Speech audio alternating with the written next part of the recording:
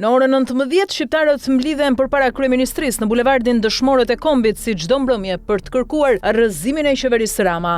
Revolta hyri sot në ditën e 38 të saj. Mirëpo, teksa shqiptarët i kërkojnë të largohet, kryeministri Rama e kishte të ngjeshur ditën e sotme me agjendë propagandistike përpara se të nisej për samitin e NATO-s në Ankara. Fillimisht Rama prezantoi në Tiranë spitalin Hull Hub Hospital, ndryshe Spitali Ekselencës, një investim i grupit San Donato, duke e cilësuar një hap të rëndësishëm për shëndetësinë shqiptare. Rama tha se synimi është krijimi i kushteve që mjekët dhe infermierët shqiptar të punojnë në vend me standarde europiane, ndërsa pranoi se sistemi aktual shëndetësor ka qenë për vite një dështim. Megjithatë, sipas Ramës, tashmë është në rrugën e përmirësimit. Në vijim të agjendës së tij, Rama inspektoi edhe stadiumin ku do të zhvillohet koncerti i reperit të njohur ndërkombëtar Kanye West, duke mohuar akuzat për shpenzime të mëdha publike. Sipas tij, shteti ka investuar vetëm 4 milion euro për infrastrukturën, ndërsa eventi do të tërheqë vizitor nga 80 shtete dhe do të sjellë përfitime të rëndësishme ekonomike për Tiranën. E teksa mundohet të ishte transparent me shifrat e shpenzimit, Rama etiketoi protestuesit si sorra të bulevardit. Pasi mbaroi së prezantuari fasadën e propagandën, kryeministri u nis për në Ankara, ku do të marrë pjesë në punimet e samitit të NATO-s. Deputetja Mariana Koçeku denoncoi sot një fushat sulmesh online ndaj saj duke pretenduar se prej disa ditësh po përballet me profile të rreme dhe patronazhist që i kërkojnë të dorëzojë mandatin. Ajo thotë se sulmet kanë nisur pas shkëputjes nga Partia Socialiste dhe mbështetjes së protestës. Koçeku akuzon funksionarë shtetëror se organizojnë këto sulme për të denigruar zërat kritik ndaj qeverisë. Deputetja deklaron se nuk do të tërhiqet dhe do të vijojë të mbajë mandatin si e pavarur, duke ngritur shqetësimin për përdorimin e profileve false si mjet presioni në debatin publik. Partia Demokratike kushtëzon raportet me Kuvendin. Demokratët marrin vendimin të braktisin seancat plenare në shenjë solidarizimi me gjithçka po ndodh, referuar protestave kundër qeverisë Rama. Ndërkohë, në konferencën e sotme për shtyp, kryedemokrati Sali Berisha akuzoi kryeministrin se libri The Albanian Files me parathënie të tij përmban sipas tij prova që rëndojnë mbi qeverinë për mënyrën e administrimit të territorit dhe Bregdetit shqiptar. Berisha deklaroi se në libër dokumentohen projekte që sipas tij u kanë shërbyer interesave të grupeve kriminale dhe pastrimit të parave, duke pretenduar se zonat më të lakmuara të vendit u janë dorëzuar trafikantëve dhe organizatave kriminale. Ai akuzoi gjithashtu qeverinë se ka braktisur planet e zhvillimit të Bregdetit të hartuara gjatë qeverisjes së Partisë Demokratike dhe përmendi si shembull projektin e pretenduar në kanionin e Gjipes. Berisha shtoi se sipas tij zhvillimet në vijën bregdetare kanë detyruar banorët vendas të shesin pronat për shkak të presionit të grupeve kriminale. Në përfundim, kreu i Partisë Demokratike njoftoi se Selia Blu është duke përgatitur një kallëzim penal lidhur me këto pretendime.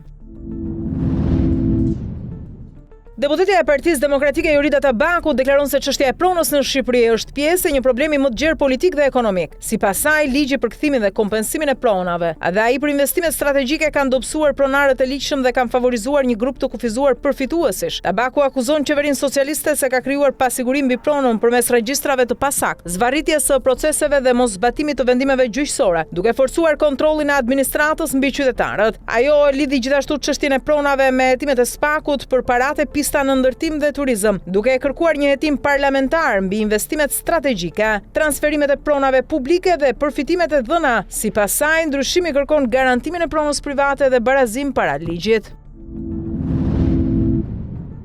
Në Agjencinë Kombëtare të Mbrojtjes Civile u mblodh sot Komisioni Teknik Këshillimor për të analizuar situatën e zjarreve dhe masat për përballimin e sezonit veror. Drejtori i përgjithshëm Aki Çako bëri me dije se nga 22 qershori deri më sot janë regjistruar 160 zjarre në të gjithë vendin. Prej tyre 127 kanë përfshirë sipërfaqe me bimësi, shkurre, pyje dhe mbetje urbane, ndërsa 33 kanë qenë zjarre në zona urbane.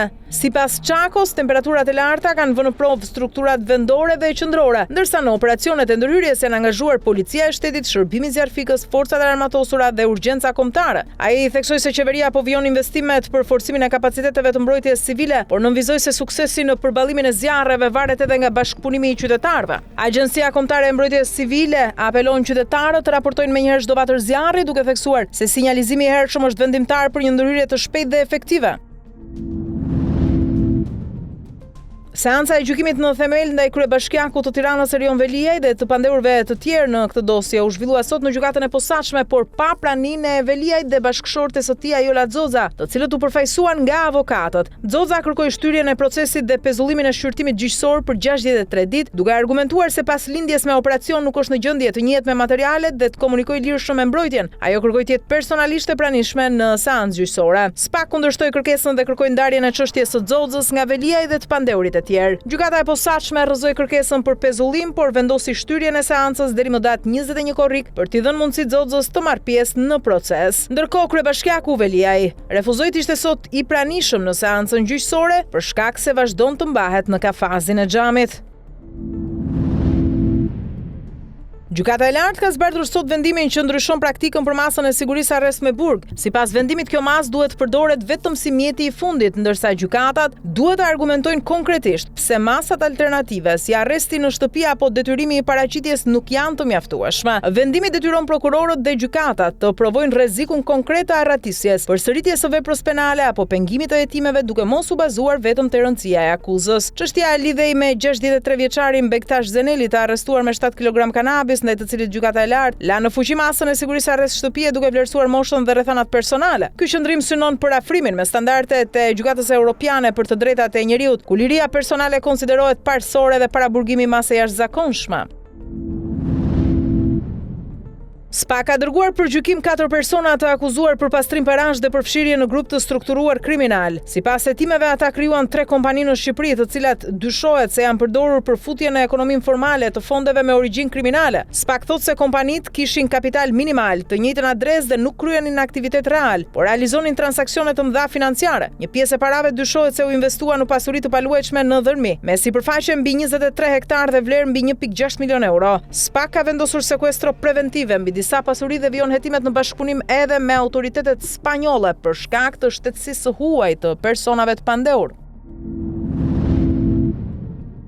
SPAK ka goditur një grup të dyshuar kriminal që operonte në trafikun ndërkombëtar të drogës mes Shqipërisë, Europës, Turqisë dhe Ekuadorit. Në pranga ka rënë Emilian Burba, i dyshuar si një nga drejtuesit e këtij grupi. Sipas SPAK-ut, hetimet nisën në janar 2024 dhe u zhvillua në bashkëpunim me BKH-n, Eurojust, Europol dhe autoritetet të huaja. Provat janë siguruar edhe nga komunikimet në platformën e enkriptuar Sky ECC. Grupi dyshohet se ka organizuar trafik droge nga Shqipëria drejt Malit të Zi, me destinacion Gjermanin drejt Turqisë, si edhe nga Amerika e Jugut drejt vendeve të BE-s. Hetimet kanë dokumentuar 3 raste trafiku: sekuestrimin e 1.7 tonëve marijuanë në Malë të Zi, 236 kg marijuanë në Turqi dhe 475 kg kokainë në Holland. Burba, i njohur më herët për lidhje me Aldo Baren, është dënuar në Itali me 21 vite burg për trafik droge. Në vitin 2023 atij u sekuestruan edhe 2 resorte me vlerë rreth 3 milionë euro të dyshuara si pasuri me burim kriminal.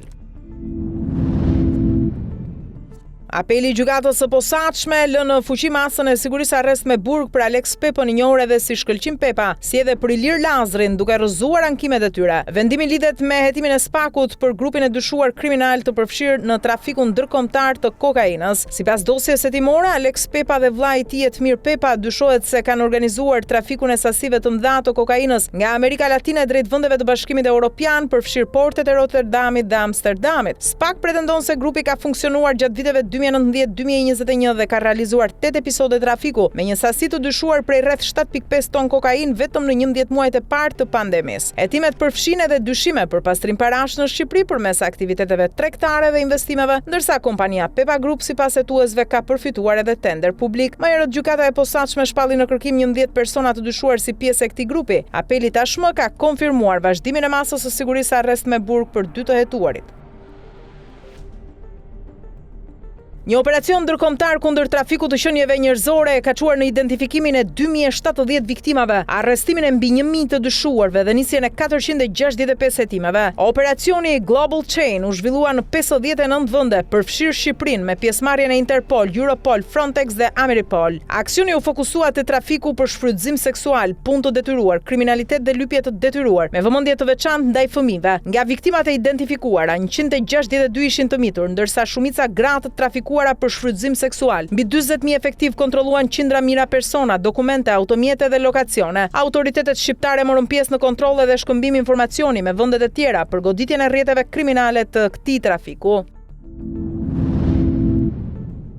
Një investigim i gazetës britanike The Sun ka zbuluar një skem të dyshuar trafiku emigrantësh shqiptar drejt Britanisë së Madhe, ku në vend të gomonave përdoren jahte luksoze për kalimin e kanalit anglez. Sipas raportimit, trafikantët ofrojnë udhëtime me jahte nga Hollanda drejt Britanisë me çmime deri në 15.000 pound për person, duke premtuar kushte luksoze dhe shmangje të kontrolleve kufitare. Një kontrabandist pretendoi se drejtuesit e jahteve ishin shqiptar dhe se në bord kishte pak pasagjer. Hetimi pretendon se pas kësaj skeme qëndrojnë grupe me lidhje britaniko-shqiptare, ndërsa autoritetet britanika kanë arrestuar më herët persona të përfshirë në përdorimin e jahteve për kontrabandë migrantësh.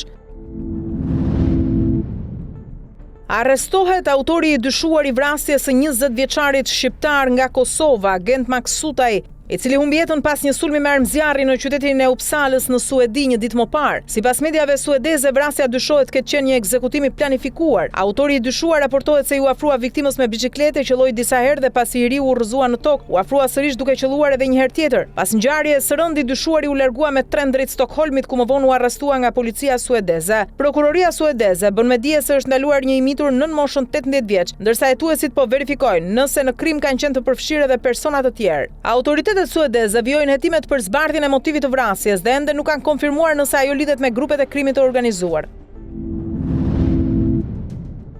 Hetimet për atentatin ndaj gazetarit italian Sigfrido Ranucci kanë marrë një kthes të re pasi pista kryesore tashmë lidhet me Walter Lavitolën, ish gazetar dhe ish bashkëpunëtor i Silvio Berlusconit, sot pronar restoranti në Rom. Sipas prokurorisë italiane, ai dyshohet se ka porositur sulmin me eksploziv ndaj Ranucit dhe ka përdorur një kamarier si ndërmjetës me autorët. Lavitola dhe disa persona të tjerë janë në hetim për tentativë masakre dhe përdorim të lëndëve shpërthyese me dyshimin për metodë mafioze. Hetimet kanë përjashtuar deri tani pistën e Camorras dhe grupeve shqiptare, ndërsa motivi mbetet ende për t'u sqaruar nëse lidhet me çështje personale apo profesionale. Vet Ranucci është shprehur i tronditur pas këtij lajmi, pasi Lavitola është as më shumë as më pak se sa miku i tij.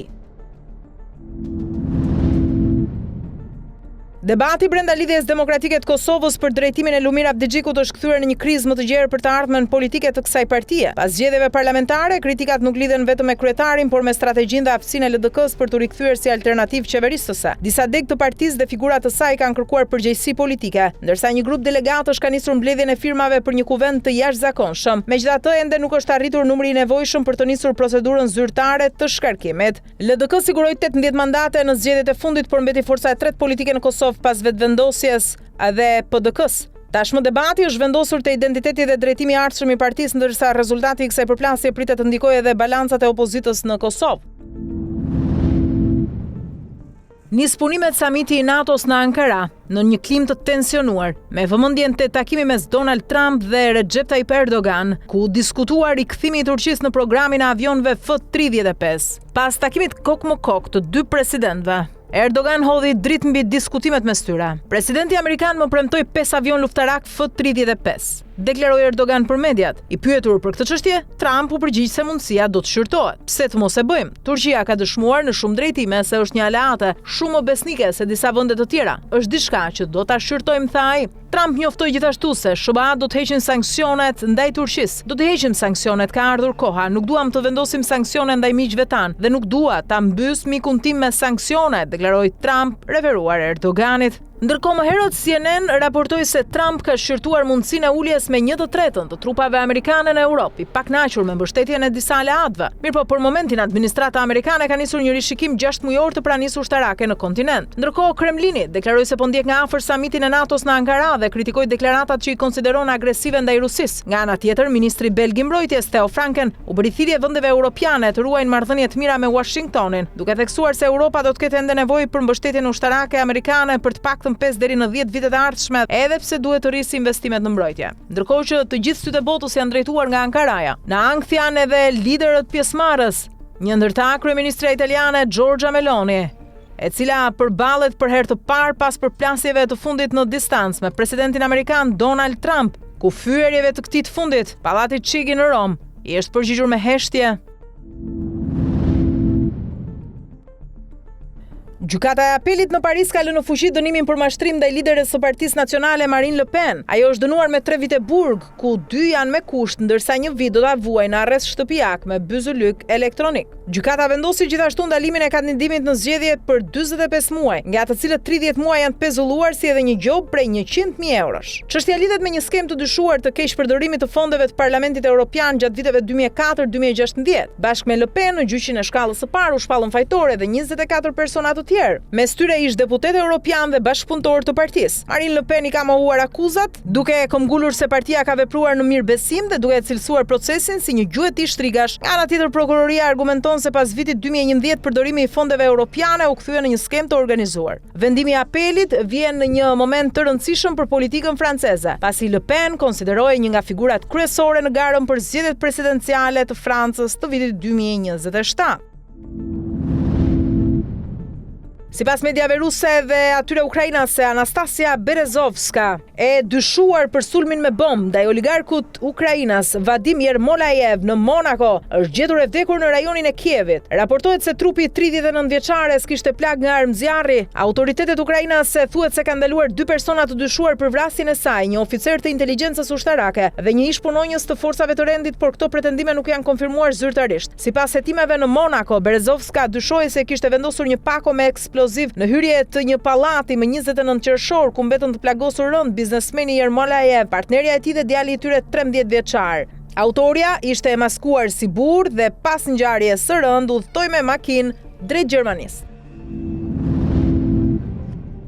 Ish-presidenti iranian Mahmoud Ahmadinejad është shfaqur për herë të parë në publik që nga fillimi i luftës, duke hedhur poshtë raportimet e mëparshme të disa mediave lokale se ai kishte humbur jetën. Ahmadinejad u shfaq në ceremoninë mortore të Ayatollah Ali Khameneit në Teheran, ku mori pjesë mes mijëra e qytetarëve. Raportimet për vdekjen e tij nisën pas sulmeve izraelite dhe amerikane ndaj Iranit, por autoritetet nuk e kishin konfirmuar kurrë zyrtarisht lajmin. Ceremonia u shfrytëzua nga autoritetet iraniane si një demonstrim force, ndërsa pamjet e transmetuara nga televizioni shtetëror tregonin të mdha pjesëmarrësish në kryeqytet.